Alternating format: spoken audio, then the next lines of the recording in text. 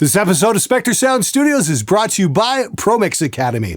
Get your hands on tracks by Motorhead, Galktikon, and many more in the Ultimate Rock Mixing Bundle.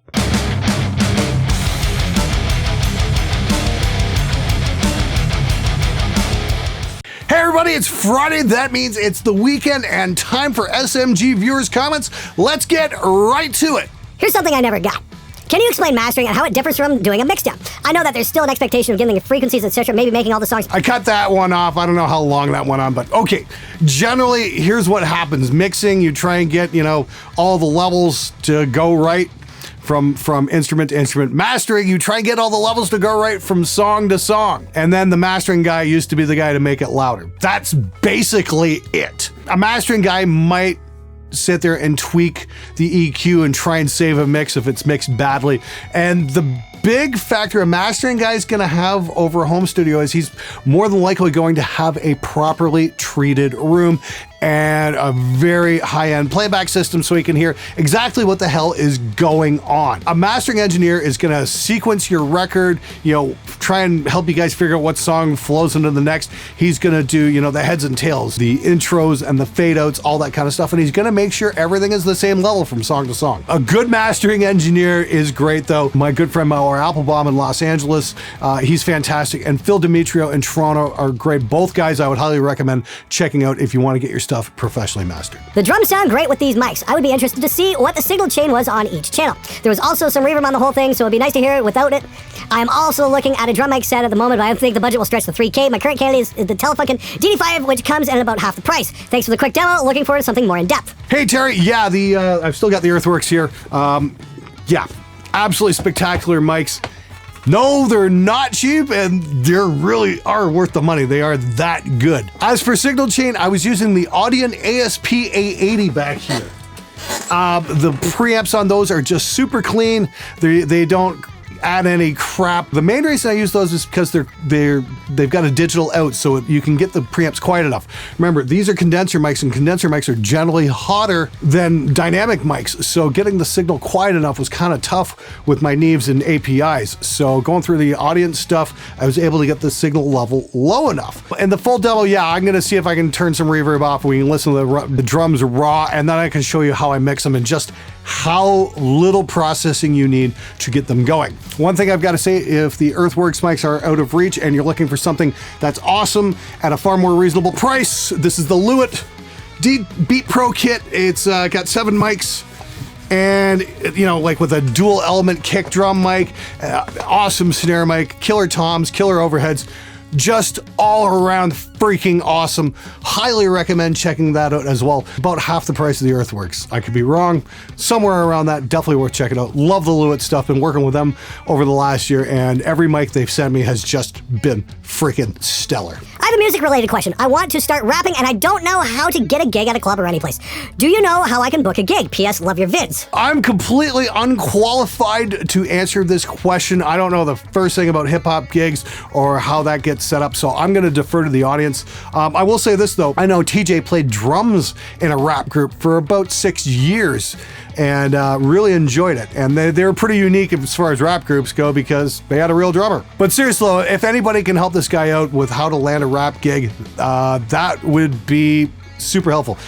And meanwhile, I'd say, I don't know, put some flyers up in some music stores. Maybe you can get lucky that way. Hey Glenn, I've tried to get a band together in the past, but the bassist I worked with had extreme stage fright and bailed on a show. And the drummer didn't want to rehearse and didn't come early to set up pre-show. I felt like I was the only one trying to communicate and organize the group. And when we finally got on stage, I got so nervous I couldn't sing well. It ended in disaster, of course.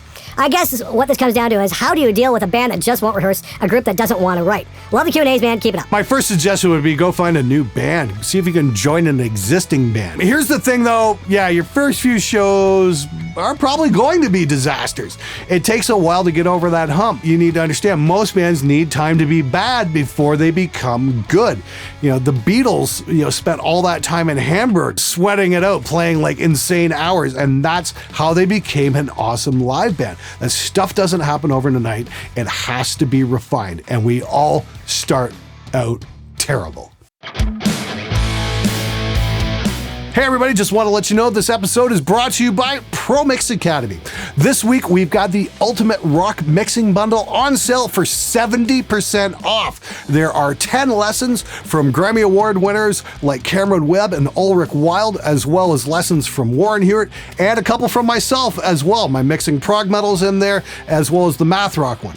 But there's all kinds of cool stuff. There's Galktikon, who's done by Brendan Small, and you guys know him from doing the Death Clock stuff, as well as Aquabats, Motorhead. There's just so much cool stuff in this package. It's 10 lessons, and it is definitely worth checking out. If you ever wanted to learn from the absolute best in the industry, get your hands on the Ultimate Rock Mixing Bundle. All right, back to the show. Hey Glenn, what are some red flags to look for when you get offered a deal from a record company? Example, how to tell if it's a 360 or not. Well, getting offered a record deal first and foremost should be considered a red flag. Get a lawyer to look over that stuff. 360 deal is where they want like a chunk of your touring, a chunk of your merchandise, basically a piece of everything they don't have any moral or ethical right to. If they want a piece of that, that's what you call a 360 deal. Run like hell. Better yet, wipe your ass with that contract and hand it back to them. Careful, because now your videos might get removed for the letters SMG and a photo of a fake gun, LOL. Christian, I fear you are right. I'm dreading the day that actually happened. The SMG is basically the SMG from the video game Fallout. It was originally my studio here was called Spectre Sound Studios, and as I got more into film and music video production and photography, I thought Spectre Media Group, because it's a group of different media that I work with, hence SMG. And the only reason I went with that logo is because I wanted something that was super easy and instantly recognizable. I wanted something like a McDonald's or a Coke logo, because that's what branding's all about. If you look at a lot of death metal band covers and they've got the indecipherable logos, that's not good branding. That's how the hell are you supposed to decipher that? How do you pick that out on, in a record store? I have no idea. You look at that on a shelf, it's like, I want, it doesn't make any sense. SMG, nice and easy to recognize. Branding, folks, it's a thing. What makes a good drummer? Well, first and foremost, the same thing that makes any good musician. Somebody who's willing to put time in on the band. That's the most important thing. Somebody who's going to show up sober. Somebody who's going to practice on their own. Somebody who's going to learn the songs on their own and not make you sit there and watch them go through it all. Somebody's going to put the effort in. That's first and foremost what makes a good drummer. Secondly, being able to count to 4, especially on the fills. I'll let you know if I ever find one of those. Do you ever get your mix sounding absolutely killer and on par with your main reference track, then make the mistake of comparing it to songs from different bands and then get your heart sinks when it's not quite loud or bright enough? I have a bad habit of doing this, and one minute I'll be really happy and mega motivated, and then the next I'll be beating myself up and doing panic remixes, which more often than not ruin the songs.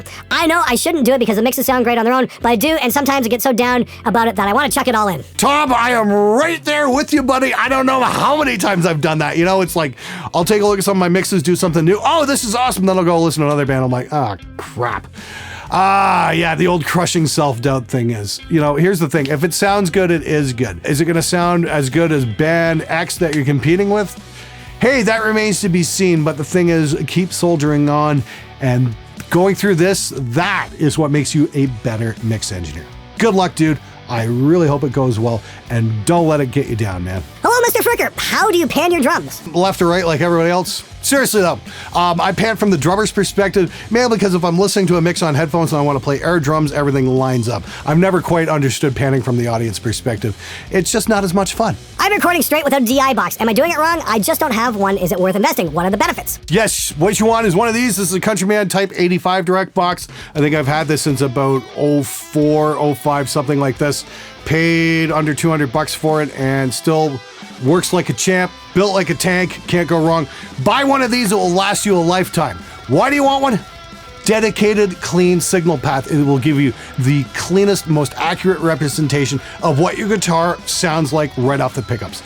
Definitely get one of these. It's a no-brainer. Don't even argue. Just go buy one now. Hey Glenn, so I have a question. My band's bassist is fucking useless and won't record, bring his amp, or even come up with shit. What the fuck do I do, as I am one of the coming up with the drums, guitars, bass, and lyrics at the moment? I will make an exception. You guys always see me railing against, fake drums and auto-tune and whatnot. Fire the guy, get a synth bass, and play along with that. It shows. At least it'll show up and it'll be in tune and on time, and that's going to be way better than what you've got right now.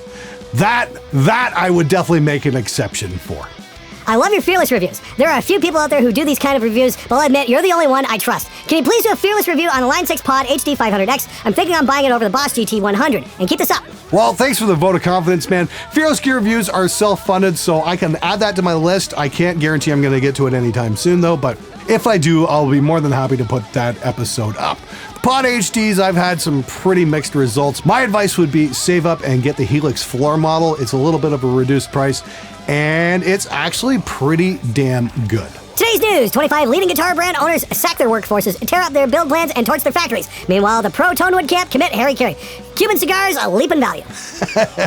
Yeah, that's the Can You Play Metal on a Cigar Box guitar. That was just made out of cheap plywood, and we got just such a beautiful sound out of that instrument, especially on the clean stuff. I was really blown away just how magical that thing sounded. Definitely cool. Definitely worth checking out, Cigar Box guitars.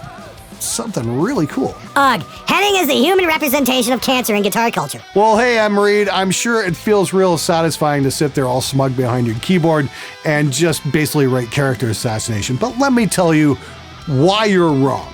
See, Henning is a great part of online guitar culture and especially YouTube community. He's the guy who put together Galktikon, and he's doing so much behind the scenes for all of us. And I consider myself very fortunate to call him one of my friends. So you can sit there and snipe him all you want, but you know what? I know the guy personally. He's an awesome dude, and you couldn't be more wrong. All right, everybody, that's this episode. Thank you so much for watching. Don't forget to check out Pro Mix Academy and get your hands on the Ultimate Rock Mixing Bundle. It is an awesome deal. If you want to get your hands on some pro-level tracks by Grammy-winning engineers, and even a couple by me, it's definitely worth checking out. At $127, it is an absolute steal for the amount of lessons you get. That's it for this episode. I will see you guys next week. I'm out of here.